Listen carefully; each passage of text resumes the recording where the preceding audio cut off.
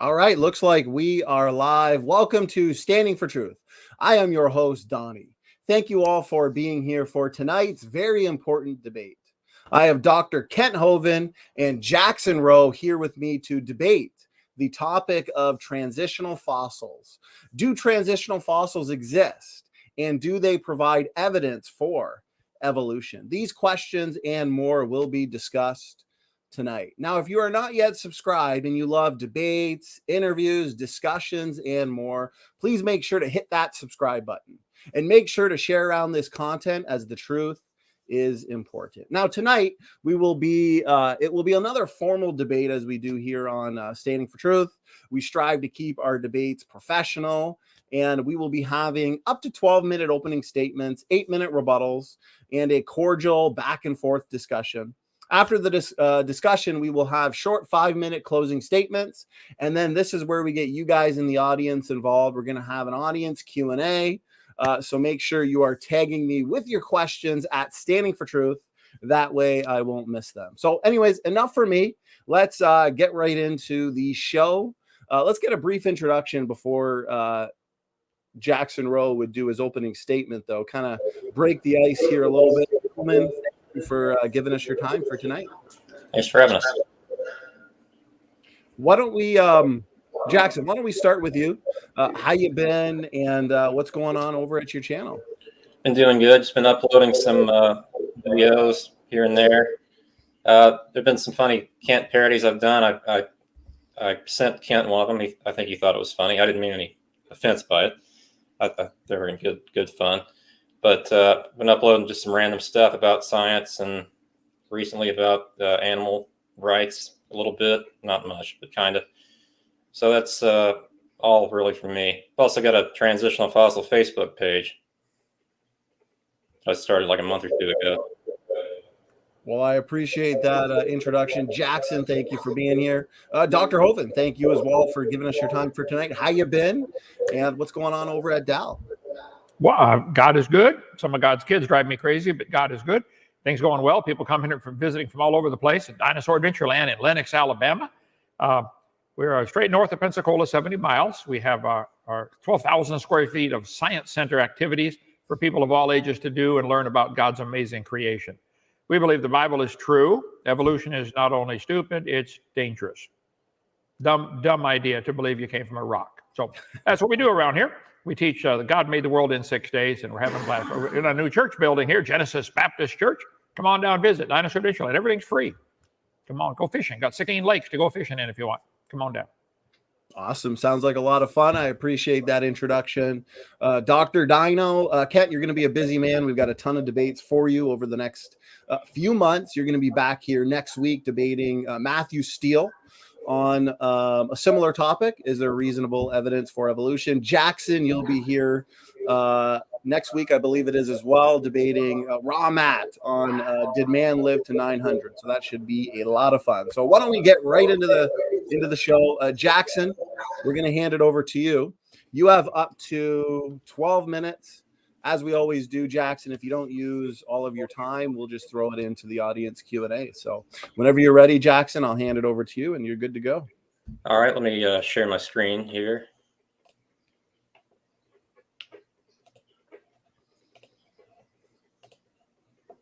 You seeing it? Yes. All right. Oh, yeah. There it is. Yep.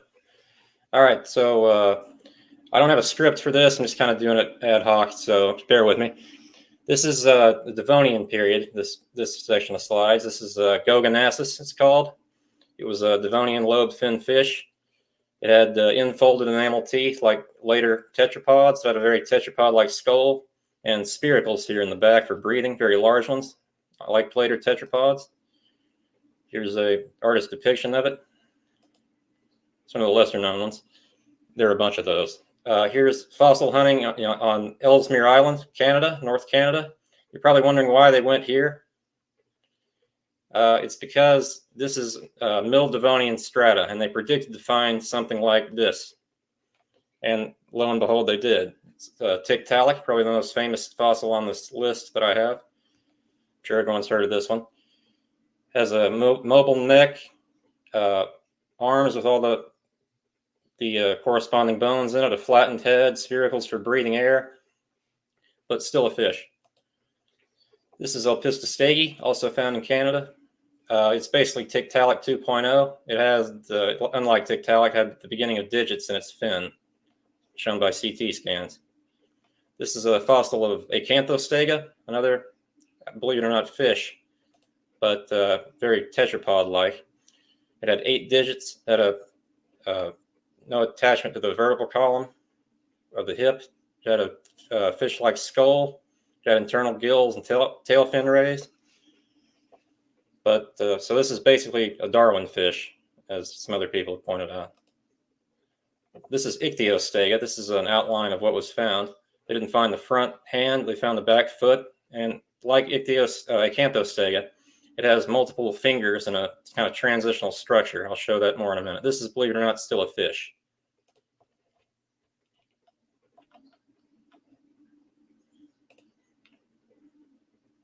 This is Tiktaalik's arm with the corresponding bones that we have. This is Episthostega's fin. You can see the beginning of digits in the fin. This is Acanthostega on the left and Ichthyostega on the right. You can see it's got 3 of the digits are actually kind of forming into a primitive sort of thumb. Here's a picture of the actual fossil. And I've heard creationists say a lot that sharks have always been sharks. Well, that's not really true. They started out as these, acanthodians. There are about 130 species of these. And yeah, they look very shark-like, but they weren't quite sharks. And here's an artist's depiction of some of the different types. They're from the Silurian period. Then we have some feathered theropods right here. Donnie, you've seen these in the debate with Guzman, I think. This is Siricornis, 165 million years old. Kai Hong, 161 million years old. Eosinopteryx, 160 million years old. Arornis, 160. And my favorite, Anchihornis, 160. I have one of them behind me on a poster, a different fossil. They actually know the color of this feathered dinosaur from its fossilized melanosomes. It was a black and white theropod. Now let's look at some whales. Most of these, well, some of these you've probably heard of. This is Endohyus, one of the most primitive of the lineup. They have dense bones, an adaptation for living semi-aquatic lifestyle, and an inner ear structure much like cetaceans. Even more like cetaceans is Perigocetus. The skull, inner ear structure, and teeth structure are basically identical to later protocetids and even basilosaurid whales. This is Ambulocetus, another well-known one. Cuchicitus, probably can't see that too well. It had a very elongated skull. And isotope analysis on the teeth proved that it was actually able to drink seawater at this point. This is Myocetus, a relatively recent discovery, known from 2 specimens, one of which was pregnant, had a fetus in it. And from that, they can tell it was still giving birth on land. But its skull is basically identical to a Basilosaurus, which even creationists accept that Basilosaurus is a whale. Here's Perigocetus, discovered in Peru.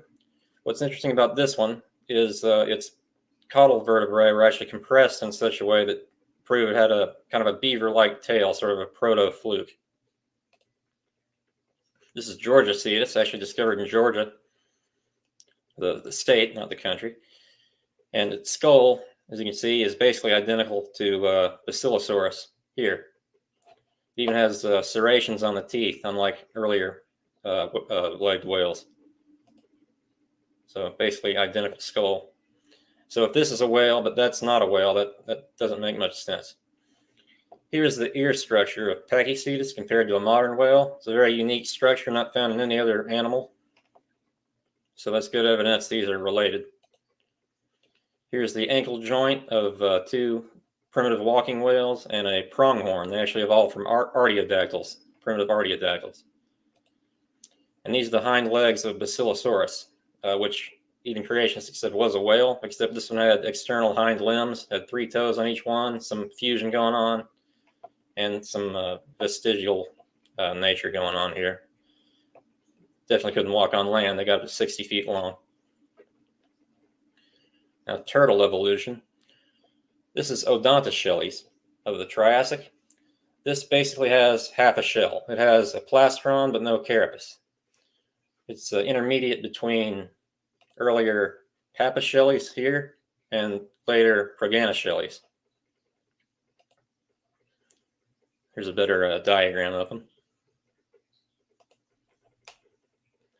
Now going back in time a little bit, I didn't put these in order.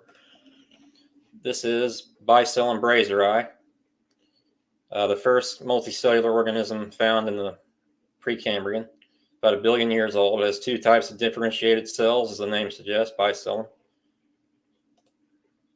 This is a Ichthyostega, a primitive chordate of the Cambrian period. It had no jaw and few fins, and just a primitive body structure overall. Then in the Silurian period, you have maxillate placoderms. There are a few species of these known. They're the first fish to have a maxilla, a premaxilla, and a dentary bone. So the first fish with a modern jaw. Then one of the smoothest gradients, the mammal line. You have pelycosaur synapsids at the bottom of the Paleozoic, going up to therapsids in the late Paleozoic, the Permian. Then you have cynodonts in the Triassic. You have mammaliaforms in the Jurassic, and they get a little bit more complex. And here's the modern day. This is Dimetrodon, a synapsid pelycosaur, the mammal-like skull. This is a Gorgonopsid therapsid. It was still a reptile, but it had a very mammal-like layout. It was probably warm-blooded at that. Here's its skull. It had heterodont teeth. This is a cynodont, an even more mammal-like reptile of the Triassic. And then we get mammaliaforms in the Jurassic, primitive mammals. Here's some miscellaneous things I cobbled together. This is the earliest known spider of the Devonian period, Atrocopus. It had a segmented body, unlike modern spiders, and a whip-like tail, kind of like a whip scorpion. This is Tridobatrachus, an early frog. Had far more vertebrae than modern frog, a primitive kind of tail. And evidently it was not able to jump like modern frogs. Can't really see this very well, but this is Pasosiren. It had Sirenian ribs, skull, and teeth, but was also a quadruped. It lived about 50 million years ago in the Eocene. So that one's kind of hard to explain. Here's a short-necked giraffe, Shansatherium. And I'll skip these for now. We'll come back to that. Here's a recently discovered legged whale, Theomocetus. They can tell it was related to the other ones by the skull structure.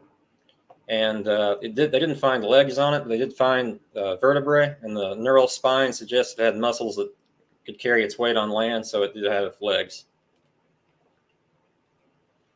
Then an interesting evolutionary prediction was this, Tetrapteryx in the early 1900s. Looking at Archaeopteryx, someone thought maybe this should exist, a 4-winged dinosaur, so to speak. And lo and behold, in the 1990s, I think, they discovered Endohyus. Exactly what that picture is, a 4-winged primitive dinosaur predating Archaeopteryx by 10 million years. This is a Microraptor, another one with the 4-wing layout. And most people are aware of Lucy, but few people are aware of Littlefoot, the most complete Australopithecine skeleton ever found. It's an Australopithecus prometheus. Everything from the neck down says it was a biped. Its spine, its ribs, its pelvis, its femur, its knees, its ankle joint, they all say it walked upright. And talking more about Lucy, there are other specimens of Lucy species, Afarensis. This is a large male, the big man fossil, it's called, about 5 feet tall. You can see a knee and a pelvis, the most important part of this fossil find. This is a juvenile Afarensis. These are 2 Australopithecus sediba. You can tell from their hips and body structure that they walked upright as well.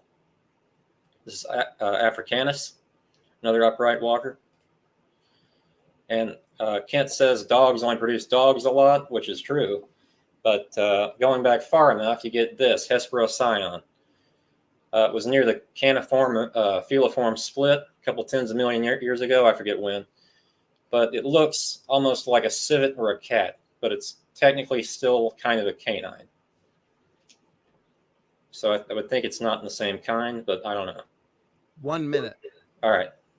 Should be able to get through. Here are just more walking whale fossils. These are skulls. That's Endohyus. I'll go through them quick.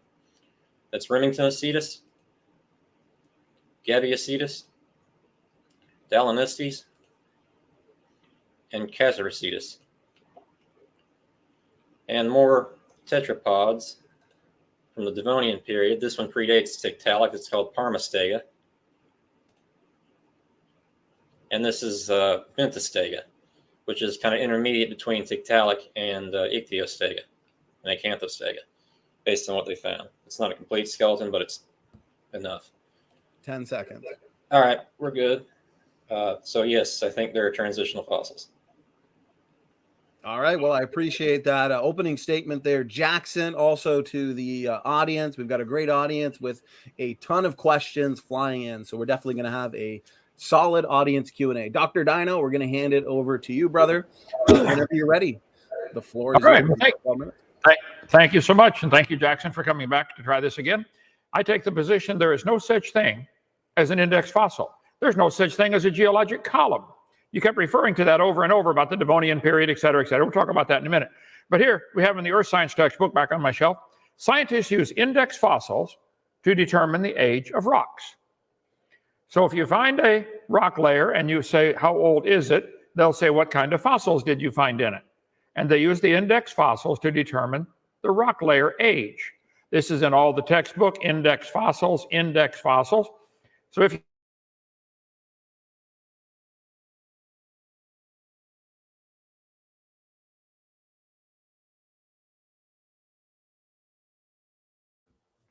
Oh, I'm going to... Jackson, is that just on my end, or did he freeze? No, it's on frozen your for end? me too. Okay. Let me see here. So if he's frozen, I'm going to obviously stop his timer and see if he makes his way back in. Dr. Hovind, I'm not sure if you can hear us or not. Okay. I see it in the chat. Thank you, guys. Yeah, frozen. So I got the timer pause as well. We'll see what's going on. And Usually have some technical difficulties in these debates. Thought that might have been my internet connection for a second. So we'll wait for him to join. Maybe he probably just had a minor issue there. So yeah. As I'm looking through the chat, guys, thank you so much for the super chats and super stickers. Tons of great support, tons of great questions flying in. I've got a new studio, new background going on today. My buddy Nick helped me out, so I want to give him a shout out. He did a fantastic job. I'm pumped for this. Guys, we are good to go and ready for an epic year of debates, interviews, discussions, and there's Dr. Dino. Good to have you back, Kent. Thank you. Good to be here. Our computer's cracked. According to evolution, it should have got better automatically, but it didn't work for us around here because we don't believe in it. You're on index fossils if you Could we just start over so you have a good edit point for your video there? Sure. Okay. Yeah, that's a good idea. Just start off right at the 12-minute mark. Okay. I take the position there's no such thing as an index fossil. There's no such thing as a geologic column. All the layers of the Earth are the same age. How can they not be? We'll talk about that in a minute. This textbook says scientists use index fossils to determine the age of rock layers. They will tell you how old the layer of rock is by what type of fossil they find in it, and the textbooks are full of this kind of misinformation. They say, oh, you found this kind of clam or this kind of brachiopod. It's a Mesozoic or Jurassic or Triassic or Permian, and Jackson referred to those many times, based on the geologic column. So the layers of Earth are dated by the fossils they contain, which is ridiculous. If you take a jar of water and mud and shake it, it'll separate into sand and then silt and clay, and it'll happen in your hand while you watch it. The layers are all the same age in the jar. How can the top layer of our so-called geologic column be younger? They've got these dates on these things, 300 million years ago and 500 million years ago. It's all baloney. How could the top layer be younger? Did the material come from outer space? All the layers are the same age. I don't know why people aren't calling this to everybody's attention. Like, if you shuffle a deck of cards, is the top card younger? The geologic column, does it exist? No, not anywhere. Now, it's a fact the Earth has many layers of sedimentary rock. That's a fact. I've been to all 50 states and quite a few foreign countries and studied earth science and taught it for 15 years. Love it. We got layers of rock right here in our gravel pit in Lenox, Alabama. There are 7 layers of gravel they were digging for out of our gravel pit that go all the way to North Carolina. There's no question there are layers to the Earth, but the evolutionist says the layers form slowly over millions of years. Where is it coming from? What do you mean? Stop and think. Creationist says these layers are all from the flood in the days of Noah. One flood would shake things up and sort things out into layers quickly. Evolutionists are always trying to erase that line between the interpretation and the fact. It's a fact there are layers. It is not a fact there are different ages. There is no geologic column, but that's the Bible for the evolutionist. It can only be found one place in the world, and that is in the textbooks. If the geologic column existed in one place, it'd be 100 miles thick. So it's a lie number 7 on my video series that you can get for $50 on drdino.com. Creation Seminar Series, part number 4, Lies in the Textbooks. It does not exist. This textbook admitted it if there were a column of sediments. Unfortunately, no such column exists. It's all imagination, SpongeBob style. And then we talk about the fossil record. Wait. There's a lot of fossils in the ground. I mean, like bazillions of them, but it's not a record. None of them have a date stamped on them. None of them talk. You are putting your interpretation on them when you find a fossil. Really, all you know is it died. You couldn't prove it's transitional to anything. You couldn't prove it at any kids. To keep talking about this fossil record, there's no such thing as a fossil record. The Bible says God created the creatures and the whales to bring forth after their kind. That's all that's ever happened. That's all we observe today. This is why Jackson and other evolutionists or atheists have to go to bones they found in the dirt. Wait a minute. Why don't the animals today make something other than their kind? Horses have baby horses. Cows have cows. Dogs have dogs. There are no exceptions. Every farmer on the planet will tell you that in the history of mankind. So they have to appeal to fossils and go back long ago and far away. He mentioned about going back millions. You can't go back millions of years. When you dig a hole in the ground and look at Grand Canyon, they say you go to the bottom of Grand Canyon, they say you're going back millions of years. No, you're not. You're going down to the bottom of a hole. It's the same time. When I was down at the bottom of Grand Canyon, I looked at my watch at the top. We helicopter rode down there. It was the same day when I got down to the bottom. Whoa, we didn't go back millions of years. Stayed the same day. Geologic column does not exist. They keep talking about index fossils. That's a lie. There's no such thing as an index fossil. Counting all the large and small, like the diatoms, there are probably trillions of fossils on Earth, indicating rapid burial. How many animals died today around the world? Bunch. How many are going to fossilize? Probably none. Fossils are not hard to find. We have thousands of them here in our museum. There's no question there's a lot of fossils, and they find them in huge layers, fossil beds. Here's a fish swallowing another fish. Wow, must have got buried quickly. Here's another one. I think Noah's flood would have done that. A whole school of fish fossilized. Well, if the tide's going up and down during Noah's flood uninterrupted, it would become harmonic, and you get a 200-foot tidal change every 6 hours, 12 and a half minutes. And the water coming up has to be coming from somewhere. That bump is rising. The water's being dragged in from the side at the same speed the Earth is turning.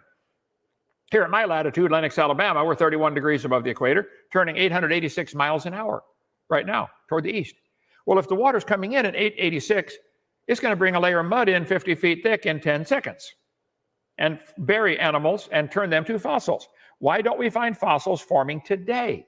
Fossils are common. Clam beds, gigantic, 10-foot thick, millions of petrified clams in the closed position.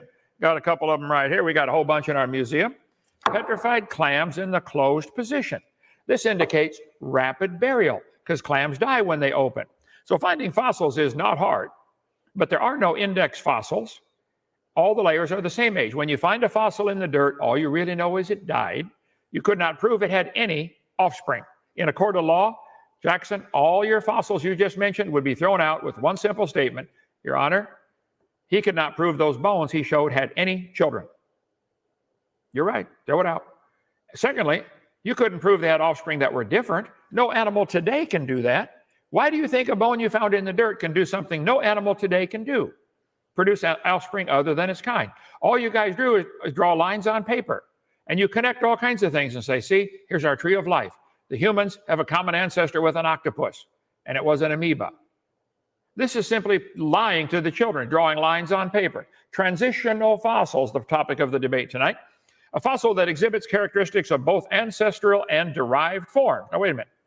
So this is a fossil that's halfway between what it started off as and what it is today. That whole thing is based on the presumption that evolution happens. You start with the false assumption that everything evolved from a common ancestor. Now you're looking for how did it do it. You're on the wrong track. It's like, how can we prove 2 + 2 is 5? Oh, you're never going to get there. It isn't 5, okay? There are no transitional fossils. What's an example of a transitional fossil? Archaeopteryx. Really, we'll talk more about Archaeopteryx later. But a transitional fossil is any fossilized remain of a life form that exhibits traits common to both ancestral groups, the group and its derived descendant group. Again, going from grandpa to today, supposed to be something in between. All of this is based on the phony teaching of geology that there's a geologic column. There is no geologic column. It doesn't exist. There are layers to the earth, no question, but they're all the same age, all shuffled up from Noah's flood. Geology, is the degree worth it? Well, let's see. Welcome to geology, Georgia, geology at University of Illinois, where my brother went, okay? You can get a degree in geology. Whoa, back in 2016, if you got years of experience, you could make $100,000 in geology. Wow. First you get a BS. We all know what that means. Then you get MS, that's more of the same. Then you get a PhD, that's piled higher and deeper. That's what they're getting, folks. Baloney. The puzzled look one gets when they realize they spent thousands of dollars to study and memorize something that is completely stupid. There is no geologic column. There are no index fossils. Sorry, you wasted your money. All that learning you did, all those hard names you pronounced, Jackson, you wasted your time memorizing all that stuff. All they are bones in the dirt from an animal that died in the flood in the days of Noah. There's no such thing as a Mesozoic era. There's no such thing as a geologic column. They said during the Scopes monkey trial, the lowest layers are obviously the oldest. Stop right there. No, they're not. Stop and think. If the top layer is younger, where did it come from? There is no geologic column. The whole thing is a joke. It's all based on circular reasoning. Now, you mentioned Archaeopteryx. I want to get back there. I had the slide number on here somewhere. Sorry about that. Oh, there it is. 2396, 2396. Well, I got to cover this. Okay. The top 10 missing links. If you find a fossil in the dirt, all you really know is it died. You could not prove it had any kids, let alone different kids. And the bones you find in the dirt are able to do something no animal today can do? That ought to be fishy. Stop and think about it. Luther Sunderland asked evolutionists all over what evidence they had for their theory. British Museum of Natural History has the largest fossil collection in the world. When he asked the senior paleontologist, Colin Patterson, he said, why didn't you show the missing links in your book you wrote? He said, I fully agree with your comments on the lack of evolutionary transitions in my book. If I knew of any, fossil or living, I would certainly have included them. I will lay it on the line. There's not one such fossil. And there hasn't been any found in the last 30, 40 years either. There aren't any. There are no missing links. The whole chain is missing. The absence of fossil evidence is a nagging problem for evolution, Stephen Gould said. We know it's true, but we just can't find the evidence. So now they come up with a stupid punctuated equilibrium theory. Back in 1940, Goldschmidt said, the first bird hatched from a reptile egg. See, in their brain, there's only two choices. Evolution happened slowly, gradualism, or evolution happened quickly, punctuated equilibrium. Think critically, boys and girls. Here's the test question at the end of the chapter. Think critically. Number 23. The fossil record shows an organism evolved through many small changes over time. No, it doesn't. They're lying, okay? But let's go on here. Which theory best describes the organism's evolution? Gradualism or punctuated equilibrium? They give the kids two choices, both of which are wrong. This is not thinking critically. This is being brainwashed. Did it happen slowly or did it happen quickly? They don't seem to think outside the box. It didn't happen at all. If I gave you a test and said, which is correct, 2 and 2 is 5 or 2 and 2 is 6? Come on now, put your answer down. I didn't give the right option. It's a shell game. They say, ask the geologist, where's the evidence for evolution? They'll say, well, the biologists have it. Ask the biologists, where's the evidence? Oh, the anthropologists have it. Ask them, where's the evidence? Well, the geologists have it. It's a shell game with one major difference. There's no P under any of them. Nobody has the evidence. Jesus said, "You're of your father the devil. He speaketh a lie. He speaketh of his own. He's a liar and the father of it." The Bible warned us in the last days there would be scoffers who would be willingly ignorant of the creation and the flood and the coming judgment of God. Knowing this, first there shall come in the last days scoffers, walking after their own lusts, and they're willingly ignorant, it says in 2 Peter 3, that by the word of God the heavens were of old. They don't understand the creation. And the world was overflowed with water and perished. The Bible says in Titus we're supposed to try to stop the gainsayers and whose mouths must be stopped. And you guys that are teaching that the geologic column exists, you ought to shut up or go to a private school, but don't teach that in public school. That's lying to the kids. There are no index fossils. There's no evidence the fossils you found had any kids at all. Best evidence for evolution? I'll debate any of you. Bring it on. Okay, go ahead, Jackson. Perfect timing. I appreciate that, Dr. Dino. Thank you for your opening statement. I appreciate the visuals. That concludes the opening statements for both Jackson and Kent. So we're now moving into the 8-minute rebuttal round. Jackson, we are going to hand it over to you. I'll give you a 1-minute warning, just so you know, to kind of start winding things down. And go ahead. Floor is yours. All right. I'm pretty sure Kent was saying there was no geologic column. I think he mentioned that several times. But I showed him last time, there are several locations where all the layers can be seen. The Ganymede Basin, the Tarim Basin, the Farah Basin, the Williston Basin. Now, index fossils are used, but to get absolute dates, you use radiometric dating. And where are the layers coming from? Well, the sedimentary rocks do get shifted around a lot. That's why they use igneous rock to date this, coming up through the mantle. I mean, I can put different things in a jar and shake them up, and they'll separate the layers. Put some toothpaste, some Rice Krispie treats, some, mayonnaise, and it'll separate the layers. Sure, but that's not necessarily how the column forms. Why are there no transitions today? Well, you could argue there are. You don't know what seal is going to look like in 10 million years, but it's not going to just give birth to something more aquatic than itself in one generation. That's just not going to happen. Now, the Grand Canyon, honestly, I'm tired of hearing about the Grand Canyon. Can we use a different canyon? I mean, like the Waimea Canyon in Kauai, that's a better example. Anyway. One of the pictures he showed of the fossilized animals wasn't buried in water. It was I think a herd of ancient rhinos buried in ash. So that didn't form in a flood. The fish swallowing fish, some of them may have been instantly covered, but oftentimes that's how they died. Fish bit off more than they could chew, and that basically choked to death. I've actually found a couple fish that way that ate a big fish, and it couldn't breathe or get it out, couldn't regurgitate it, and that's how it died. So it'll sink to the bottom. Maybe it'll get fossilized in the sediment down there. Maybe not. Let's see. Let me see. No, I can't prove an individual fossil had offspring, but I can prove it had parents. I can prove it was part of a population. It may not be ancestral to anything. It may be a cousin of what was ancestral to something, but anyway. I find your attack on education a little strange. I'm not sure about that, how to feel about that. But used quotes from 1988 and the 1970s in Gould's case about transitional fossils. There's been huge amount discovered since then. Most of the fossils I showed in my presentation were not discovered until after those quotes were made. Now, punctuated equilibrium and gradual change over time can happen at the same time. It's a little bit of both. In separate cases, if you're in a suddenly new environment, you're going to have a more selective pressure to change more rapidly over the generations than if you were in a constant environment. Like the Tuatara is in a constant set environment, so it's not going to have any pressure to change. But say a seal that lives in 2 different environments, it's semi-aquatic, so it might change faster, for example. That's a bad example, but it's one. Let's see if there's anything else. And fossils do form today. We found dodo subfossils, moa subfossils in New Zealand and Mauritius. So, of course, fossils form today. There's still volcanoes erupting. There's still floods happening. There's still anaerobic bogs. So I think that's most of what I wrote down. I think that's everything I wrote down. So I'll hand it back. All right, I appreciate that rebuttal there, Jackson. Let me just get to the timer. Okay, so we got a few minutes to spare there that we can throw into the audience Q&A, because as always, the audience Q&As are extremely fun. We've got a lot of great questions. So we're going to hand it over now to Dr. Dino.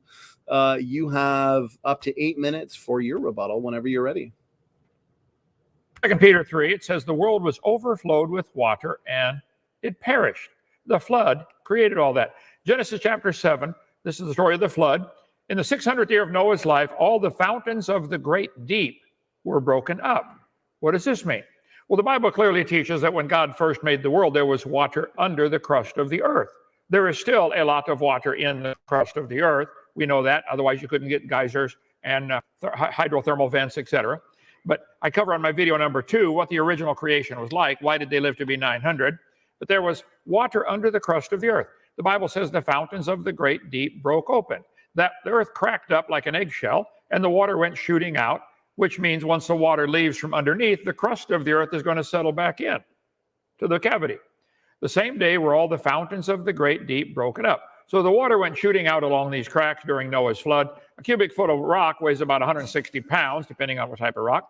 So 10 miles of rock, if the crust was that thick, would put 8.5 million pounds of pressure per square foot. That would launch rocks out into space, 30 tons per square inch. Yeah, anyway. So the earth, everybody agrees, I think, the earth is broken up into plates, and the plates are still moving. I think that's leftover remnant from the flood. Usually most of the earthquakes and volcanoes are along those fault lines. San Andreas Fault, Hayward Fault, New Madrid Fault, etc. America has hundreds of fault lines, okay? And when the earth moves, you get an earthquake. At the start of the flood, the subterranean water rushed out of these cracks, and the crust would sink in and then slide apart if places underneath lift up. If the basalt comes up a little bit into the crack, if the crack gets wide enough, the basalt will lift up just from geothermal pressure, geologic pressure, and it would cause the crust of the earth to slide away. So as that comes up, the crust is going to slide. That's why we have folded, wrinkled mountains. If you push a piece of carpeting into the wall, it'll start folding up. All over the world, folded mountains are found. It's best explained by lateral movement of the crust. These layers all formed in one big flood. The crust of the earth is still sliding around, and bent rock layers and folded mountains are found all over the world. Why do we say these layers are different ages? If you bend rock, it cracks. But if you look at these rocks, even under the microscope, there's no internal cracks. All the layers were soft mud, and all of them were bent at the same time. Go get some Play-Doh and make 10 layers of different colors of Play-Doh and bend it, and then let it harden. That's what you'll get. That's what you'll see when you look at these rocks. The cracks of the earth, the fault lines, were moving around. San Andreas Fault, Hayward Fault. Not all the water is gone. There's still a lot of water trapped under the crust of the earth. That's why we have hydrothermal vents. There's millions, maybe even tens of millions of them in the bottom of the ocean. There are geysers all over shooting water up into the sky. Okay, so the scoffers are ignorant of that flood. That's the answer for all the layers to the earth. They're also ignorant of the coming judgment of God. God's reserved this place unto fire and fire against the day of judgment and perdition of ungodly men, the Bible says. So two people look at the same thing, come to very different conclusions. I look at the rock layers and say, wow, there was a big flood. Jackson looks at the rock layers and says, wow, they're all different ages. Where are you never answered the question. Nobody's ever answered the question. If the top layer is younger, where did it come from? Moving it from here to here is not changing the age of it. Every speck of dirt on the planet's the same age, unless it might be 6,000 or 6 trillion, but it's the same age. Somebody says that's a 6. No, that's a 9.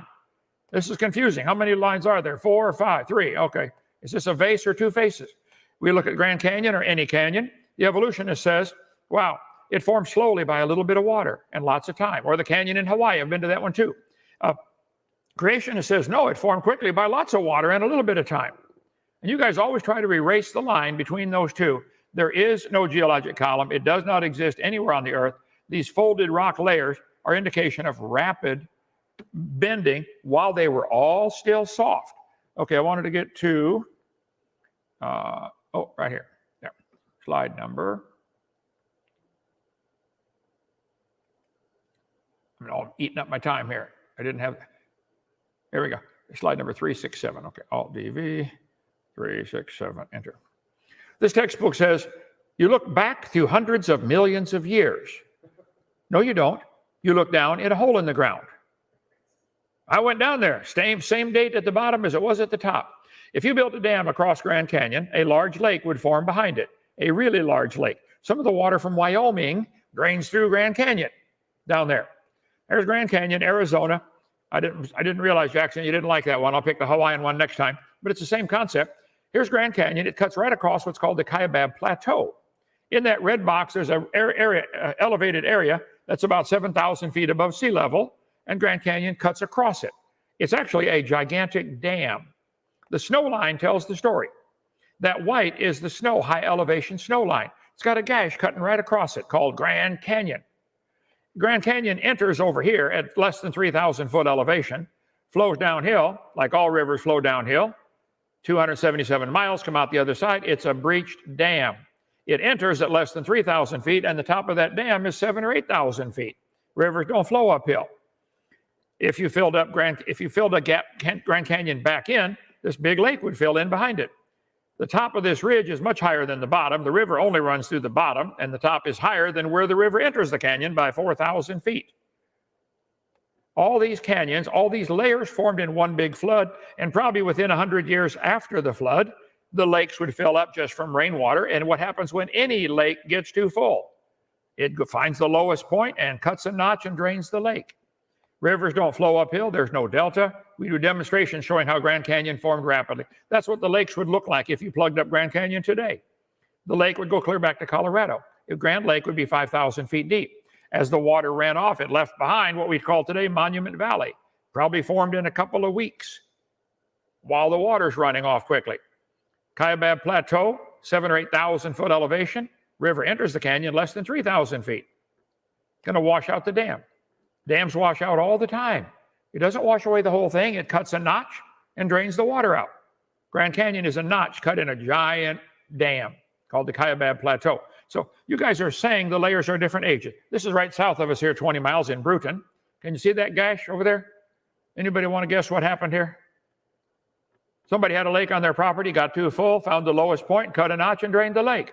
Duh. Happens all the time. Anybody want to guess what's going to happen here if they don't plug that leak? They got a problem, don't they? There's a dam washed out. The Tom Sauk Reservoir broke a piece of the dam, lost all the water in 10 minutes. Enormous erosion down the side. So I think you guys are mistaken about the geologic column. It doesn't exist. Therefore, there cannot be any transitional fossils. There are no index fossils. The purpose of the debate was for you to prove transitional fossils provide evidence for evolution. My point would be no fossil proves it had any children. And all these layers that we see formed rapidly. Grand Canyon's a washed out spillway is all it is. There are barbed canyons. Watch this now. On the south side of the Kaibab Plateau, the rivers come together at less than 90-degree angles, acute angles, and they keep going the same general direction. Almost all river patterns are that way. But if you look at the north side, the water's running north, hits the main channel, and turns around and comes back. 1 minute. That's because it's the backside of the dam. As the lake is draining, the water runs off the dam, hits the channel, turns around, and comes back out the other way. Indicating Grand Canyon is a breached dam, not millions of years. Can the rocks tell a story? They sure can. They can tell that it happened very quickly. All those layers are formed rapidly, and I resent you guys using everybody's tax dollars to teach the kids that those layers are different ages, when all over the world, petrified trees are found standing up, connecting the layers. Your whole religion, Jackson, is based on the false idea that the layers are different ages. How can they be? Please answer that when you get a chance. How can the top layer be younger? Where did it come from? Go ahead. All right. I appreciate that rebuttal there, Kent. That concludes the opening statements and the 8-minute rebuttals. Great debate so far, gentlemen. We are now moving into the discussion portion of this debate. Let's keep this focused on one topic at a time, as we always do, and discuss some of the points brought up in the openings and the rebuttals. Jackson, why don't we hand it over to you, since Dr. Hovind just ended with his rebuttal, and we will let you start the conversation off. Go ahead. All right. Before I forget, you showed at the very first part of your presentation the ice firmament over the Earth before the flood, with held up by the Meissner effect, I think you said before.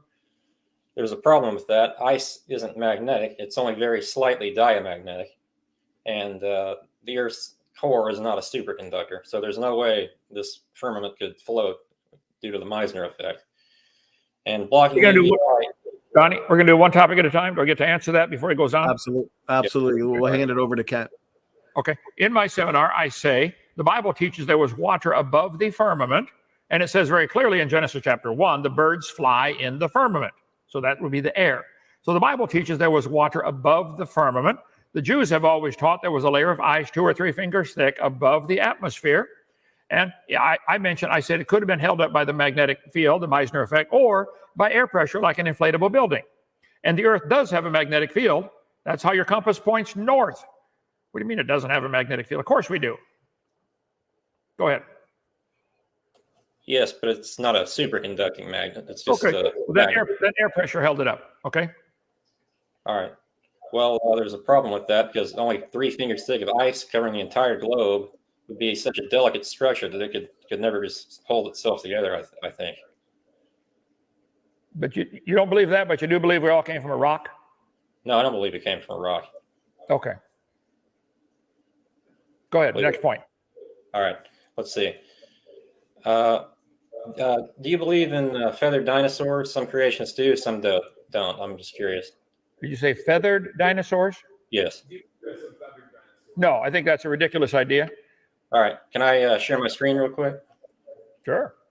Okay. Yeah, go ahead, Jackson. 1 second. All right. I'm getting it up here.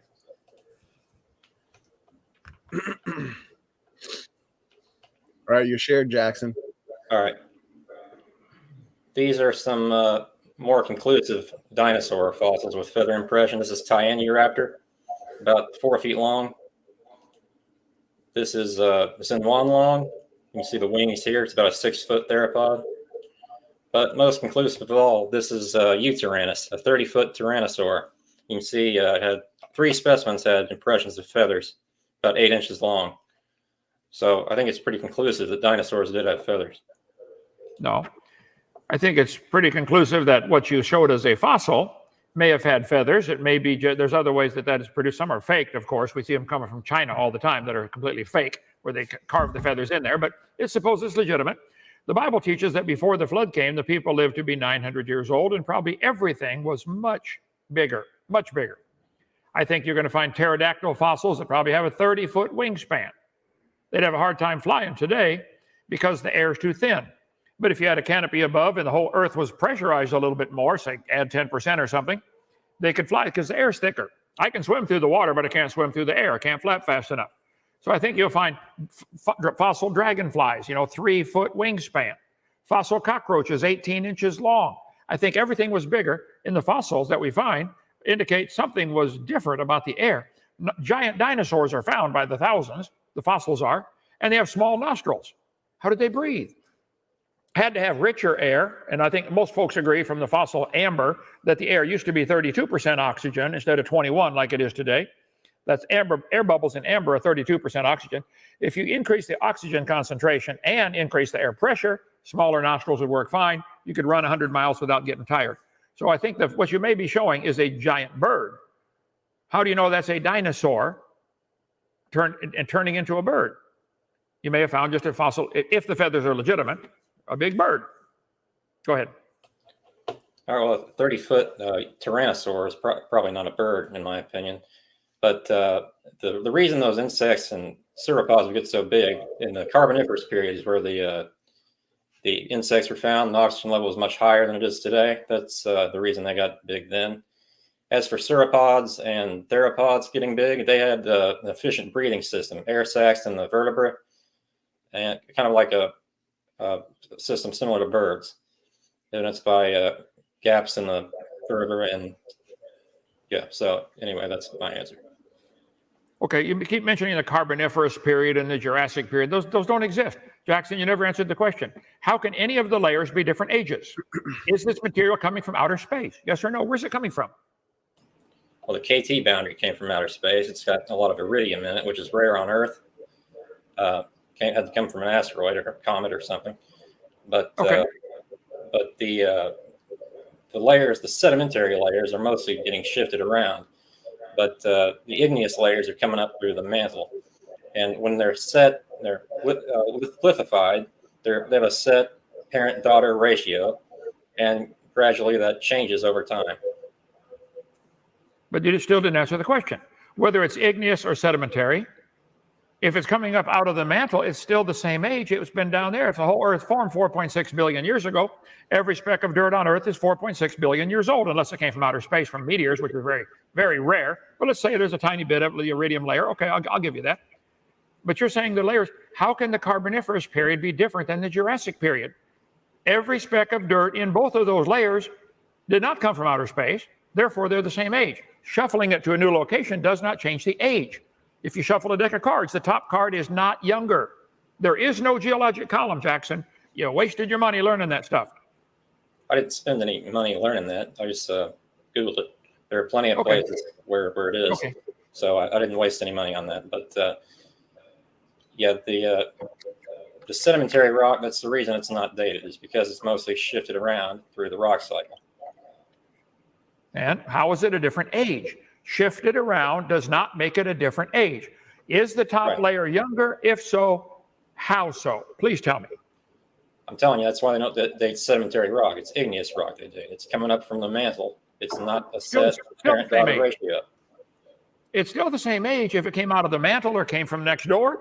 Erosion, it doesn't matter. It's all shuffled. There is no geologic column. Your whole religion is based on the geologic column, and it doesn't exist. That's the Bible for the evolutionist. I understand. That's your Bible, and you memorized it. You did a good job. Cenozoic, Mesozoic, Paleozoic, Archaeozoic. Yay, proud of you. Here you get an A. But it's all baloney. It doesn't exist. It's not even common sense. The layers are all the same age. How can they not be?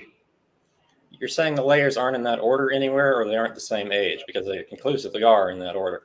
Well, there may be, I mean, say there's 15 different layers, depending how you want to count them to the geologic column. Just by random shuffling, of course, you may find a couple spots in North Dakota or Antarctica where they are in that order. I bet if I shuffle 10,000 decks of cards, I might find one or two that got all the hearts together. So it's a pure accident. It's random. The fact is, just think about the concept.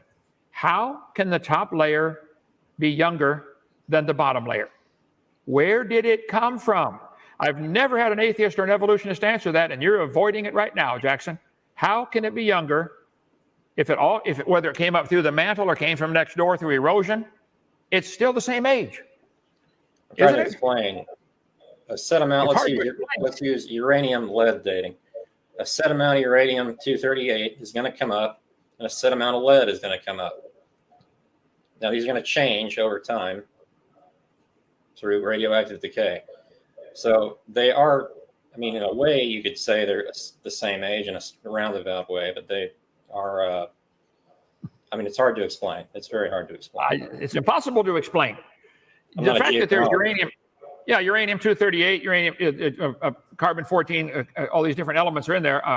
Sure, there are radioactive elements that decay at a rate that we can observe today. We don't know if the rate's always been the same, but I'm not going to argue that. The fact is, some of the rock layers have different amounts of uranium-238 to lead, decays to lead, than others. But you're missing the point. Where did this layer come from? The mantle. The mantle. What is the mantle different age than the crust? I'm trying to explain. It has. Yeah, I'd like to hear it. Yeah, it's hard for me to explain this because I believe it. Intentionally not trying to get it is the thing. It's a set amount of uranium-238 is going to come up. A set amount of lead-206 or 7, whatever, is going to come up. And from that, it's going to decay once it's lithified, and it's going to show a different age once it was set. That's why they don't use sedimentary rock. They use igneous. It doesn't show a different age. It shows a different amount has decayed. But the layer, whether it came up through the mantle or came from next door by erosion, every speck of dirt, that's my point. There is no geologic column. It doesn't exist. There are layers to the earth, no question. I'm living in a gravel pit with hundreds of them here, no question. But they're all the same age, whether it's 6,000 or 6 trillion. You guys don't, you don't understand. How can the layers be different ages? Where is it coming from? Simple question. Nobody ever answers that. So it came up through the mantle. Okay, well then is the mantle a different age than the crust? I thought they all formed 4.6 billion years ago. They have different ratios of the elements in them. That's what I'm saying. They're not necessarily that they're different ages. It's different ratios. So, okay, I agree. There's different ratios of different elements in the layers. I agree. Are the layers different ages? If so, how? We're just not going to agree on this point. I don't think going back and forth is going to help. Okay. I'll take that as a cop-out on your part. Go ahead. All right. You can take it as a cop-out. But Yeah, let's see. How do you explain evolutionary predictions like Tiktaalik being in the Devonian or Tetrapteryx, the predicted fossil, being found 100 years later? I would explain that with what's called grant money.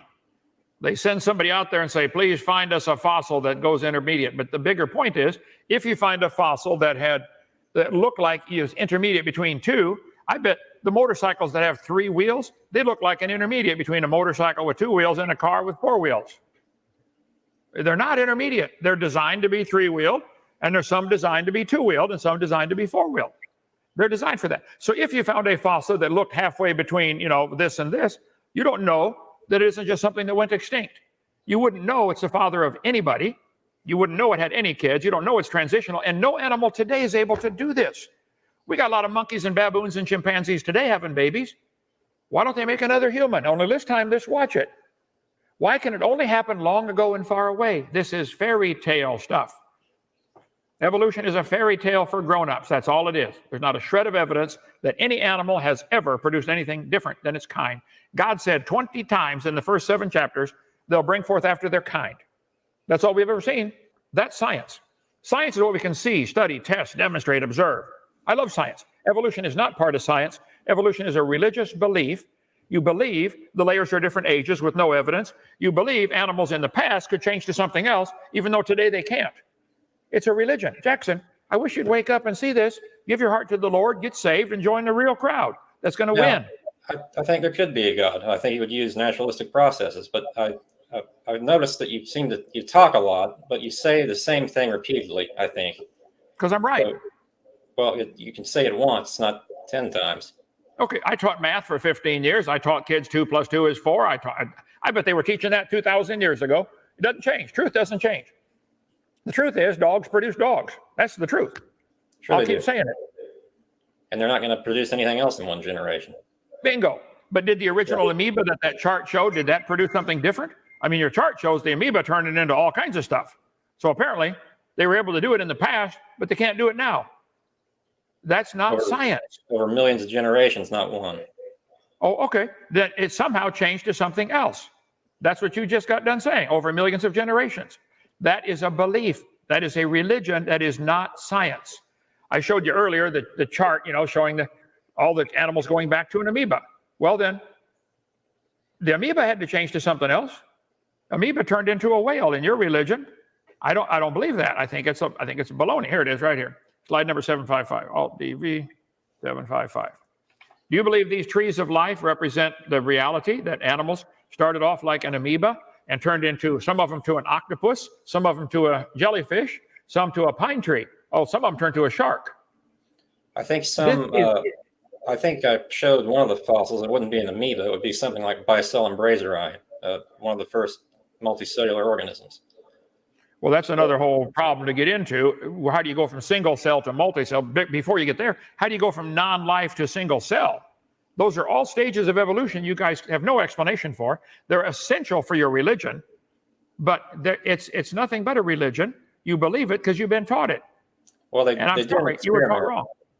They did an experiment with single-celled algae, and they introduced a paramecium, and over, I think, 700 generations, they produced a multicellular colony with a cell membrane over it, and they reproduced by basically budding off more multicellular organisms. Okay, hold it now.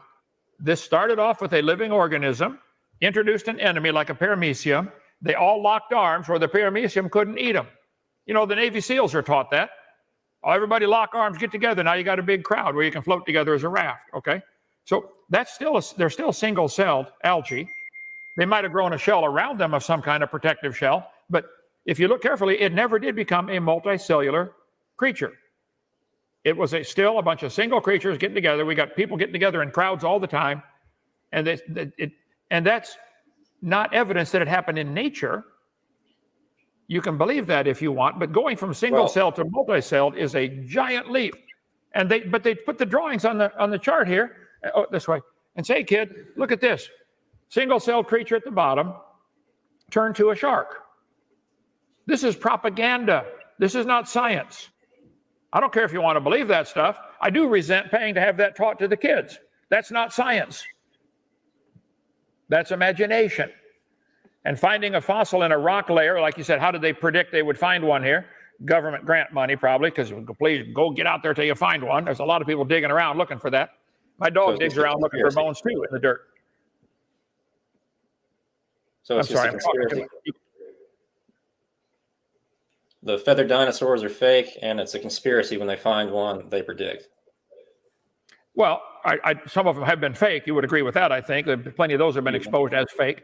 But if they find a real dinosaur, if they find a real animal that has feathers on it, I'd call it a bird. Even a 30-foot Eutyrannus? I think a 30-foot pterodactyl could fly with greater air pressure and greater oxygen. Sure. I think they find fossil beavers. They find fossil beavers 8 feet long. Biggest one today is 2.5 feet. Just about everything in the fossils that have been found of animals that they can identify, the counterpart today is much smaller. But you're saying a little tyrannosaur is a bird. Well, anybody thinks a dinosaur turned to a bird needs to go see a shrink. Well, you just said what would be the advantage? You think the T-Rex turning to a chicken is an advantage? You know how dumb our chickens are? Anything, it went extinct at the end of the Cretaceous. Well, we never see any reptile produce a non-reptile baby. And you're never going to. Never. Well, then take this chart out of the book. You're not going to see it in 1 generation or even 100 generations. It's going to take a long time. Or a million or trillion generations. You're not going to see it at all. Therefore, it's not science. It's religion. You can see speciation in real time. It's not much of a leap to say a new genera can form, maybe a new family, and why not go up the list over time? Well, to say it happened by drawing lines on paper connecting them, this is deceitful. You do not know that shark had a common ancestor that was an amoeba, common ancestor with a clam. What else they got in there? A starfish. And humans. You believe humans and whales have a common ancestor? They drew a line here, putting them together.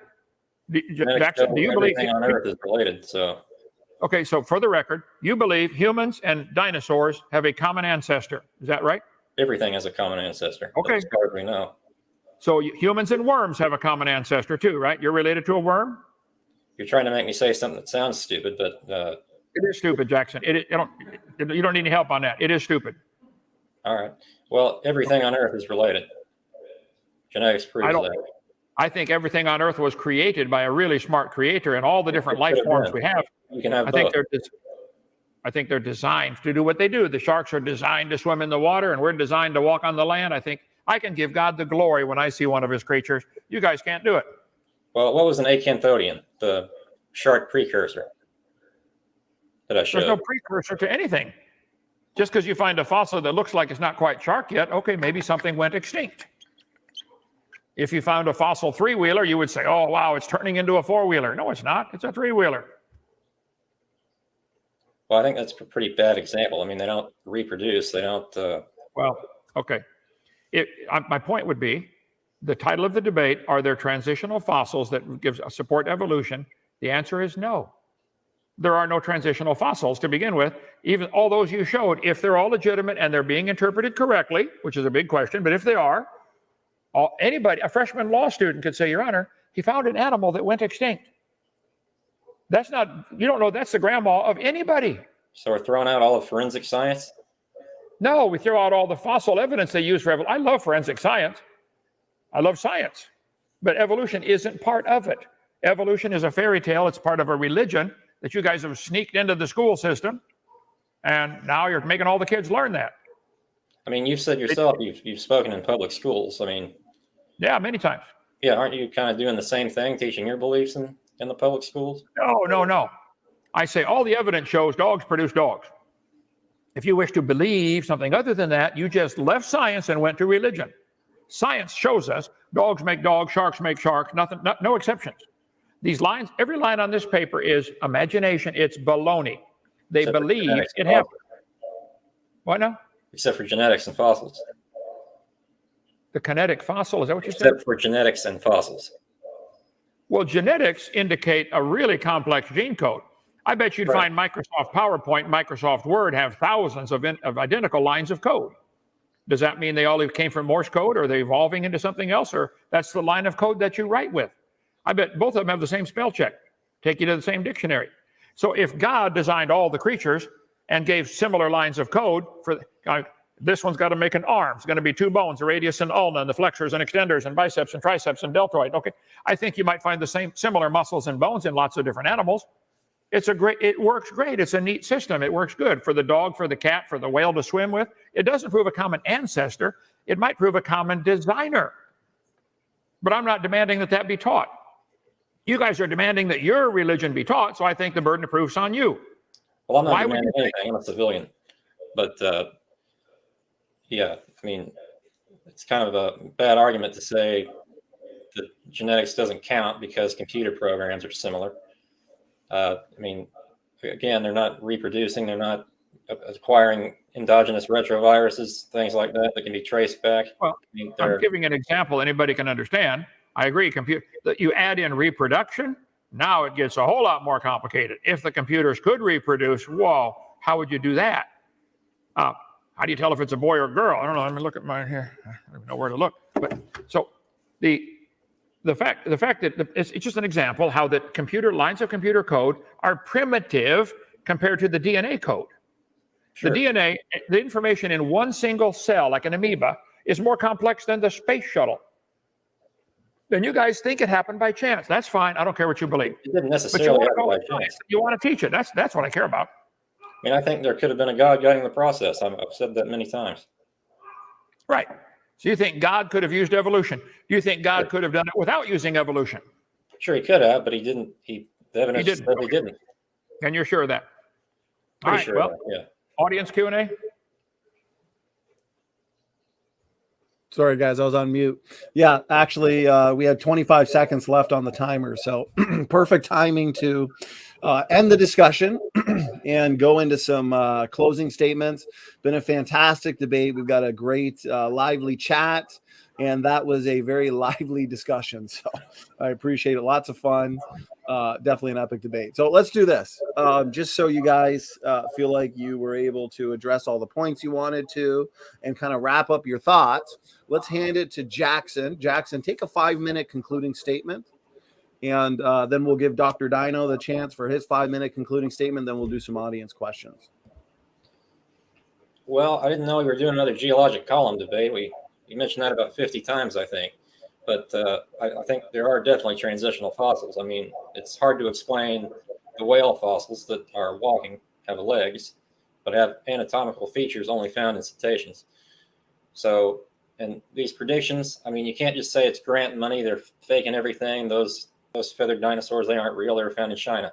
There's one that was found in Germany, Syramimus. There's been a couple found with quill knobs here in the U.S. So that's not a great example. But it's been kind of a little bit of a combative debate, but it stayed civil still, even so, at the same time. But yeah, I enjoy these debates. So I'd like to debate you again, or, that's basically all I have to say. All right. I appreciate that concluding statement there, Jackson. We are going to, yes, and of course, he gets passionate at times. These are important topics, but overall, you guys keep it cordial and a very sophisticated discussion. So I appreciate it. Very easy to moderate. So, Kent, we're going to hand it over to you, my good man, and you have 5 minutes for a concluding statement. Okay. Well, I will stand by my guns. So when you find a fossil in the dirt, all you really know is it died. You can't prove it had any children. And in a court of law, every fossil you showed tonight would be thrown out in an honest court of law, if such a one exists, okay? You could not prove it had any offspring. You could not prove it had offspring that were different. No animal today can do what you're claiming the fossils could do over millions of generations, okay? Well, let's take bacteria. They produce generation every 20 minutes. They've been trying for a long time to turn that bacteria to something else. It hadn't worked. Why would bones in the dirt do something no animal today can do? And it just doesn't happen. Let me go to 2418 here. Okay. I got about 10 million slides here. Okay. I'll debate any atheist on the best evidence for evolution on a few simple assumptions. They go first, one topic at a time. Okay. Equal time for each side and no interrupting. That was gracious tonight. Thank you, Jackson. I want them to give their real name and show their real face. No cursing. Either side can post it or sell it. But intro comments, but don't edit the debate. All you atheists, come on, look at this. I'm an atheist. Debate me. Okay, I accept the challenge. I'm an atheist. Debate me. All right, I accept. There's probably no God. Stop worrying. Enjoy life. I do enjoy life. And I'm not worried. My sins are forgiven because of what Jesus did. What a strange one there. Atheist. Debating atheist. When my religious family members debate me with me, they're not debating me. They're debating all the atheist authors whose literature I've consumed. You got poisoned, kid, okay? I was atheist until I realized I am God. Oh, that must be Mr. Nelson, R. and Ra. Did you see this one, Matt? Graduated from SpongeBob University. Yeah, there we go. There we go. So I want them to show their face, not a talking dot like we did last time, Donnie. I told you, if I debate, what's his name again? David Neff. Keep your face on there, David. I do mine.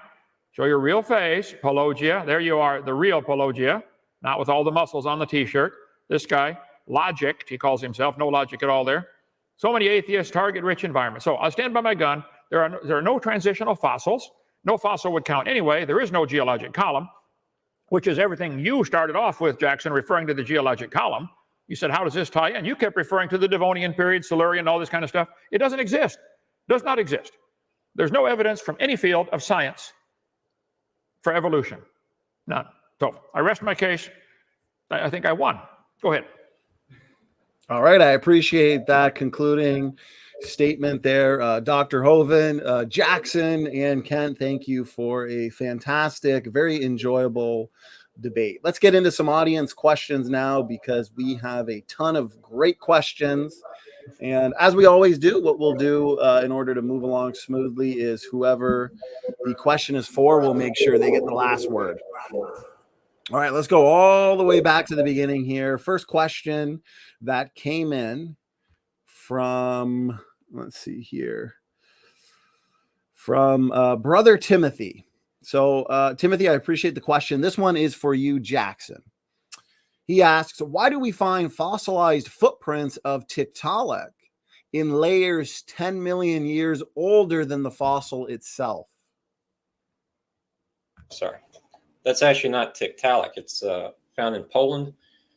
The footprints show an impression similar to that of something like Acanthostega or Ichthyostega with more than 5 digits. So it's still a transitional species. Might have evolved earlier than we thought. But it's still a transition. So that would be my answer. All right. I appreciate it, Jackson. Kent, did you want anything to add to that? Well, I think the question itself reveals the fallacy of logic here. Why do we find fossil footprints in layers 10 million years older than the fossil? That, again, goes back to my question. How do you know these layers are different ages? This is just, where's this layer coming from? Nobody's ever answered that. Jackson, let's have a debate on that. How do you know the top layer's younger? You keep referring to the layers like they're different ages. How can one be different age? So I agree. Footprints would be found all over the place during the flood. Let's say it took 6 months to kill everybody. I don't know how long it took, but Noah was in the ark for over a year. So the water would be going up and down with the tides, coming higher and higher with each tide as this water underneath is escaping to the surface and the crust is settling in. So probably a lot of animals ran around in the mud looking for the high ground and eventually drowned. So their fossil footprints might be found and many more layers deposited on top, and then you find the fossil. Not a problem for the flood model. Noah's flood could explain all the fossil birds are generally found in the upper layers. Well, yeah, birds are the last ones to drown in a flood. They got hollow feathers and hollow bones. The fact that birds are found on higher layers than reptiles does not prove one evolved to the other. That's how they would float. Hydrologic sorting. That's the order they would die. Birds can fly around till they run out of gas. Clams are usually found at the bottom. Well, duh, clams are already at the bottom when the flood starts. Of course, they're the first ones buried.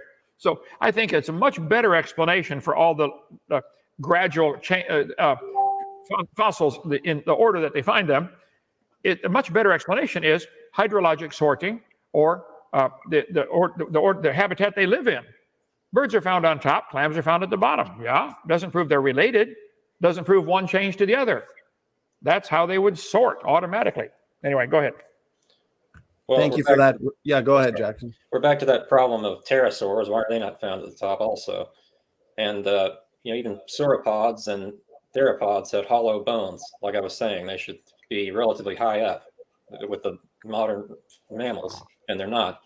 But I forget what other was what the other point. But so back to you.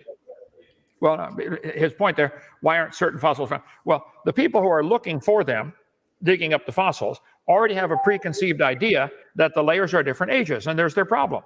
I can go out and dig up fossils. We got thousands of them in our museum here, and I look at it, wow, evidence that died quickly. How many fossils form today? Probably none. It takes special conditions for a fossil to form. Fossils are found by the trillions. That would indicate there was a big flood. Anyway. Or a lot of small ones. Or a lot of small floods, right. A lot of small floods all over the world. Yes. Okay. Second Peter said they'd be willingly ignorant of that flood. On display here. Go ahead. All right, good back and forth on that question, gentlemen. So this one comes in from God and Gun Klinger. I put it up on screen for us to kind of look at together. He says, why are there a greater variety of species in the past and extinctions today? Question is for Jackson, he says. Go ahead, Jackson. Well, there hasn't always been. Like in the Precambrian period, we just had Dickinsonia, a few little jellyfish-looking things here and there. Some weird trilateral symmetric animals aren't around anymore. So there wasn't really a lot of variety then. So that's pretty much my answer. Go ahead, Kent. Well, I think God created all kinds of amazing animals, and some have probably gone extinct, either due to man's hunting or because of the climate change after the flood. Now the oxygen concentration is not as great, the air pressure is not as great, the canopy overhead's gone. So the giant animals, they can't live long enough. Reptiles never stop growing, but to get to be 60 feet long, they need to live a long time. And I think before the flood, the reptiles could live to be live long enough to get 60 or 80 feet long. Today they can't do it, so they might have gone extinct, might not even reach reproductive age in the new destroyed world after the flood. So I think it goes back to 2 Peter chapter 3. The scoffers are ignorant of the creation and the flood. That flood changed everything. So go ahead, Jackson. Dinosaurs are just large chameleons. Like a Triceratops is a chameleon, basically, that just lived a long time. I don't know if a Triceratops is an overgrown chameleon. It may be the Triceratops is some type of reptile. The word dinosaur means terrible lizard. So technically, to be classed as a dinosaur, it has to be a reptile, not a bird. But yeah, there may have been something similar to the animals we have today, the three-horned lizards that you can buy at the store. So I don't know if that's the one that turned into Triceratops, but something similar to that. It may be the one. We'll see.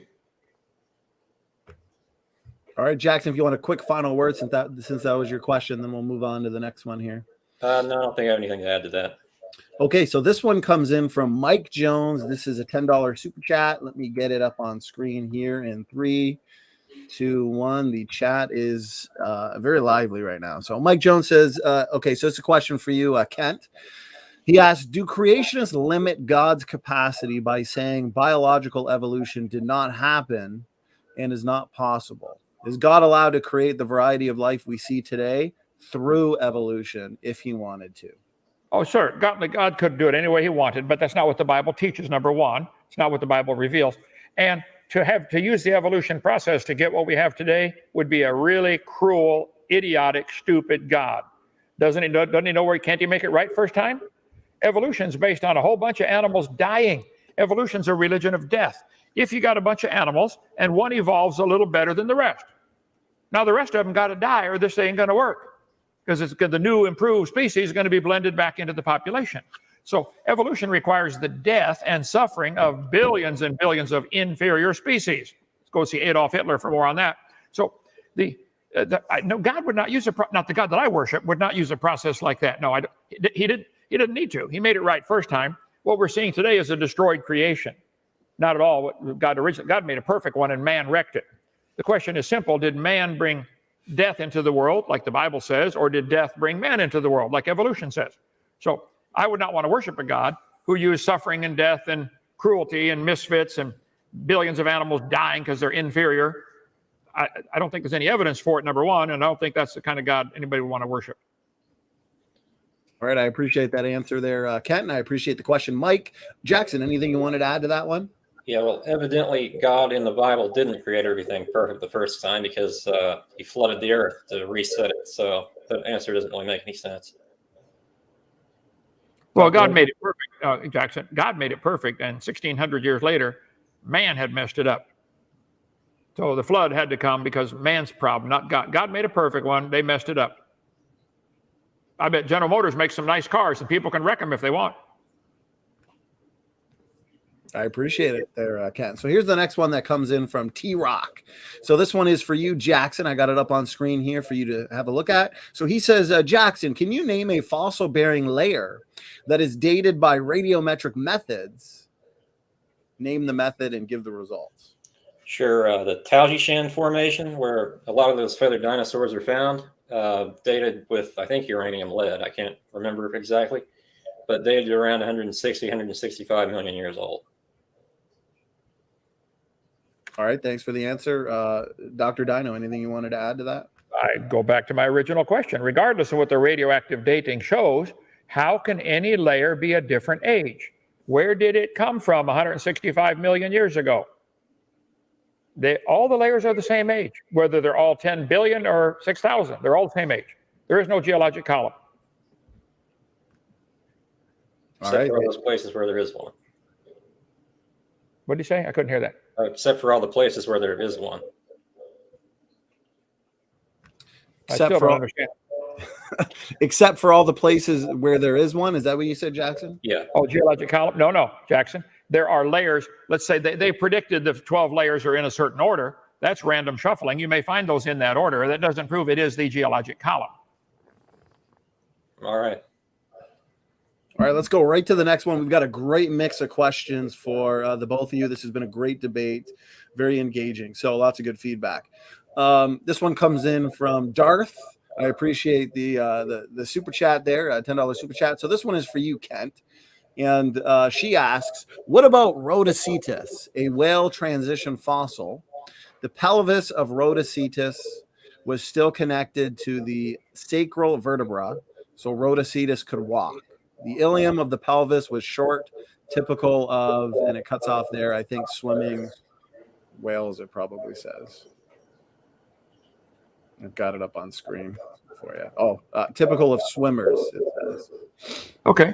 Again, you find fossils in the dirt. All you know is it died. You don't know that Rhodocetus had any children. You certainly don't know it's transitional. The fact that it had some unusual features might be an unusual creature that went extinct. They tell the kids that the whale is evidence for evolution. Even the National Center for Science Miseducation in Berkeley, California, they say they have the demonstration about the whale evolving. They say the whale has a pelvis. It's in all the textbooks. Just imagine whales walking around. It's true. They keep referring to these bones right here. We got one in our museum, the bones from the whale. That's part of the unnecessary bone structure to support necessary muscles for the whales to reproduce. Got nothing to do with being a hip bone or walking on land. And even if you could find there's animals today that live in the water mostly and come out on land once in a while. Take the alligator or crocodile. They do that. So that's not a problem. These bones are not hip bones. They're not vestigial leg bones. They're part of the whale's reproductive system. It's part of the whale's. There's one, me holding one right there. It's got a good nerve supply, good blood supply. Their penis might be 15 feet long. They got a mate in the dark underwater with no arms and they can't talk and say, squirt over, honey. This has nothing to do with walking on land, okay? It has to do with a whale making more baby whales. That's all it is. The male and female whales have very different bones and muscles in that region, so they can match up and make a baby whale. It's got nothing to do with evolution. So the Rhodocetus may indeed just be an extinct type of whale, but again, in a court of law, no bones are going to count, none. Yeah, there are about 50 genera of legged whales in the fossil record. And that's really all I have. You had mentioned Hitler earlier, which Godwin's law, I guess. So That's all. Kent, you get the last word, brother. Is your question? If there's anything you wanted to add. No, I think the question. So Rhodocetus could walk. We don't know that. The fact that it's got a pelvis doesn't mean it can walk. It means maybe it needs that to make babies. Okay, those bones. And I don't think a pelvis would be the right way to describe that. Let's see. That is right there, right here. Oh, that's not a pelvis. Those bones are anchor points. You have bone in your throat, not connected to any other bones. That allows you to talk and swallow. It's totally separate. Part of your skeletal system, though, but it's not connected to any other bones. That's a different story. Go ahead. All right, I appreciate it. So this next question, I got it up on screen here, comes in from Christian Talk Radio with Brett Keane. So he says, question is for Jackson Roe. Can Roe prove any of those corpses and bones had children? Not really, but you can prove they're part of the population, and maybe they had descendants. Maybe they were an evolutionary dead end, but by definition, they're still transitional. All right, thank you, Jackson, and thanks for the question there, Brett. Over to you, Dr. Dino. Well, you don't know that it's part of a population. If the evolution works the way you guys say it does, one animal has to have a mutation to change it different than all the rest of them. So it might just be one happen. Because that's the way the whole theory based on the idea that one had to have that amoeba had to slowly become something into a shark or a whale. So there has to be slow changes. And if one of them evolves, a mutation that's beneficial, you got to have two in the same place of the opposite sex, and they got to find each other and be interested. This is a whole host of problems you guys got, and it's all imagination. It's not science. We don't see it. You can't test it. Put it in the laboratory. Do it again. Make it happen again. And then it becomes science, if it can be done. But if a bunch of scientists could produce life in the lab, that would prove it took intelligence to make life. You'd prove creation. Thank you. Go ahead. That last bit was called moving the goalpost. Even if they do it, it doesn't count.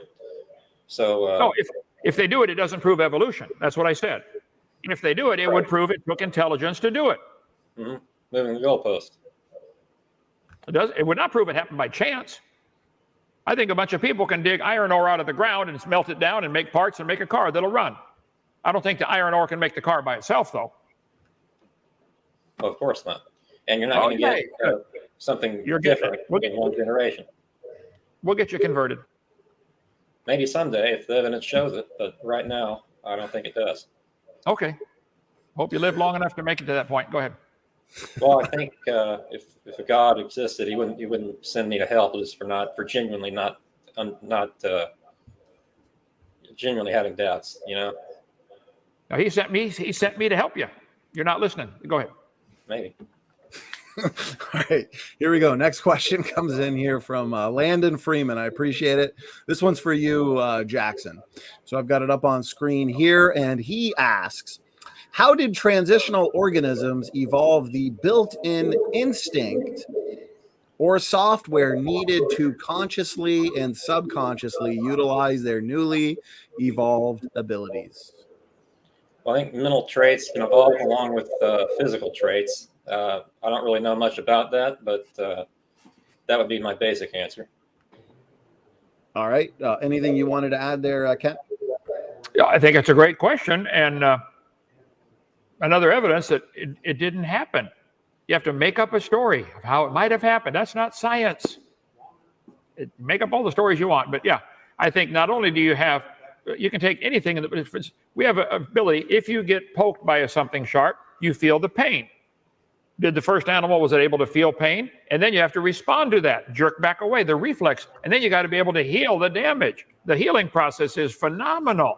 Ask any doctor or nurse. All that had to happen at the same time. I think it's not possible. I'd much rather believe in the beginning, God created the heaven and the earth. And I can give glory to God. I can look at the animals and say, wow, God, you're smart. That was awesome. That was cool. Like the porcupines. How on earth do they get babies? I don't know, but they get them. Pretty smart, the way God designed all that. Well, all right. Oh, sorry. No. Go ahead, Jackson. Well, again, you're not hearing me. I think there could be a God guiding this process. Or it could be God designed it right to begin with. You're not hearing either, Jackson. All right. Okay. All right, so here's the next question now. This was going to be for Dr. Hovind. You guys are making for an awesome debate here. Definitely one to remember. So this one comes in from Andrew Cumming. Got it up on screen here. He says, question for Kent. What is your definition of a transitional fossil? Well, I showed that at the beginning. The dictionary definition of transitional fossils. Let's see. I got 18,000 slides here, so give me a second. But I started my presentation that way. What they're saying, the definition of transitional fossil. It would be evidence that, here you go. Are there any transitional fossils? Transitioning or changing from one to another. That's what they call it. They call it a transitional fossil. No, there are no transitional fossils. There are fossils. But you couldn't prove it's transitional to anything. You couldn't prove it had any kids. That's my point. So you find a fossil in the dirt, it died. That you can prove. And you could prove it probably lived. Okay, I'd go along with that. You couldn't prove it had any kids. You certainly couldn't prove it's transitional. So the definition of transitional, according to National Center for Science Miseducation in Berkeley, fossils are transitional with transitional morphology are not rare. They're lying through their teeth. Tell Jeannie Scott I said so, and I'll debate her anytime. Okay, again. Fossils illustrating gradual origin of humans. That's baloney. You can arrange something in order and draw lines in it. It doesn't prove they're transitional. You arranged them in order and drew lines on them. That's all. Same with the horses and rhinos and whales and sea cows and mammals and birds and tetrapods. It's all lines on paper. It's not science. All right. I appreciate that response there, Kent. Let's hand it over to Jackson. Jackson, anything you wanted to add to that question and response? Well, mammals and birds are tetrapods. They're not different than tetrapods. But yeah, I don't think you can really define what a transitional fossil is, from his perspective, because he's not going to believe it regardless. I mean, so really this debate has been a huge waste of time, really, if you think about it. But anyway. I agree. Okay, here's the last question, and we're going to wind it down here. Hour and a half really has flown by. We still got a couple hundred people in the chat, so definitely a debate to remember. So this one comes in from Jungle Jargon, and $5 super chat question is for Jackson. I'm going to give a disclaimer to the audience. We did get some flat earth questions in. So, I know people are going to be like, oh, why didn't you get to my question? The debate is not about flat earth. So maybe it's my globe in the background. I don't know. So I can't get to those flat earth questions. But yeah, let's end it with this one. This one is related to the debate itself. Jackson, you think that the fossils are evidence of animals getting vast amounts of written instructions to be something different than what they are? Sure. There you go, Doctor. Yeah, now, Jackson, we need to see your globe too. I don't have one. But yeah, mutations happen. They most of them are neutral, some are detrimental, some are beneficial. There are whole genome duplications that have happened in the past, especially with fish. I was reading about that last night, actually. But anyway, I don't have much else to add. Anything you wanted to add, Dr. Hovind? Yeah, yes. He said there are some mutations that are beneficial. I'd like to hear about that. There's lots of beneficents that are neutral or fatal. I'm not aware of any that are beneficial. And you would need trillions of them. And yes, the Earth is round, except for Kansas, that's flat. The rest of it's round. Okay, go ahead. Well, a beneficial mutation would be Delta variant changing into Omicron. To get around vaccines, which it obviously does. I think I'm not understanding a word you're saying. What now? Go ahead, Jackson. Like Delta changing to Omicron, COVID, get around vaccines. Oh, Jackson, you're trying to get us in trouble here. Oh, sorry, I said the V word. Yeah. The other V word. Well, Dr.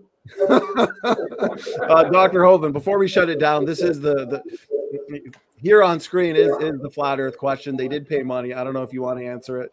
It's not really related. He says, Dr. Hovind, do you reject a fixed flat earth with moving sun and firmament? Completely reject it. The Earth is a round ball spinning around 1,038 miles an hour at the equator. It goes around the Earth around the sun once a year. Goes around the solar system. Who knows? I mean, it goes around the galaxy. Who knows how long that takes? I think that's a dumb if you want to pick a fight, you picked a dumb one. Okay, there's the evolution is really where the battle is. Okay, and that whole flat Earth stuff makes the Christians look stupid, and they think they're defending God's word, and they are wrong. Okay, I love the Bible. I've read it many times, but I don't want to get involved in the flat Earth debate. It's dumb. Okay. Well, I agree on that. Flat Earth is dumb, so that's good. Okay, right. Yeah. There you go. You guys, perfect way to end it on something you guys agree on. There's nothing to fear but the sphere itself, according to the flat Earth. Sphere itself. I love it. We're triggering flat earthers tonight. So, gentlemen, Dr. Dino, Jackson, I really appreciate this debate, an important topic, and it was a very engaging, entertaining, memorable debate. So as we always do before we shut it down, final words, final thoughts. Let's start with you, Jackson. Jackson, thank you for doing this. Go ahead, over to you. Final words. All right. Well, I got kind of heated, but never crossed the line like the last debate Kent had, but yeah, I like these debates, win, lose, or tie, like I always say. So, yeah, I'll hand it over to Kent. All right, put my slides back up if you would. Who's doing that? There. Oh, I got it. Sit over here. Okay. God is not a man that he should lie. God said clearly he created the world in 6 days. He said clearly, Jesus said the creation of Adam was the beginning. He wrote on the 10 Commandments. He made it all in 6 days. God's not a man, and you need to beware lest any man spoil you through philosophy. Evolution is a philosophy. You've been deceived, okay? God's not going to lie. Hope of eternal life, God cannot lie. He promised, whosoever shall call upon the name of the Lord shall be saved. February 9th will be my 53rd birthday in God's family. I asked the Lord to save me. I think God made the world, and he owns it, and he makes the rules like the 10 Commandments, and we're all guilty of breaking his rules. All of us are. He said, don't bear false witness. Yep, don't steal. We've broken his rules. We're going to be punished, or you got to find a substitute. And Jesus Christ, God himself came down and said, look, I want you to come to my heaven. I'll pay for your sin, but you got to accept my substitute. You got to accept my penalty. I pay your penalty. So if you died today, where would you go? Smoking or non-smoking? Might want to think about it. You're going to be dead for a long time. Jackson, all anybody gets in this life is a little bitty dash between two dates. I already know my first date on mine. I don't know the last one yet. I'm going to try to make it as big a number as I can, but it's going to happen. So what on earth are you doing, for heaven's sake? You Christians out there, what are you doing? There's a war going on. Come on, get involved. Do something. If you're not going to shoot, carry bullets or pay for the bullets or do something. Find something to do. Come visit our Dinosaur Adventure Land. Jackson, come. I'll give you the tour of the whole place. You'll love it down here. I'd like to come, actually, yeah. Yeah, come on down. Actually, that's a perfect way to move into this super chat that just came in from Born 100 Years Late. He says, Jackson, if I pay for a full expense trip for you to go to Dal for a week, will you agree to go with an open heart and agree to learn about God for a week? Sure would. I would do it. And, but it would have to be after summer, I think. So it would have to be a little bit in the future. But yeah, I would do it. DAL is free. Now, getting here might not be free, but once you get here, we'll feed you and house you. And after a couple of days, we'll give you a hammer and put you to work. All right. There we go. I'll join you guys. So I appreciate all the support and the questions from the audience. As always, we always have a great audience Q&A. It's always a blast. So Jackson and Dr. Hovind, I appreciate your time for tonight. I'll let you guys get out of here. Thanks again for a great debate. And thank you to the audience for tuning in. Standing for Truth is out.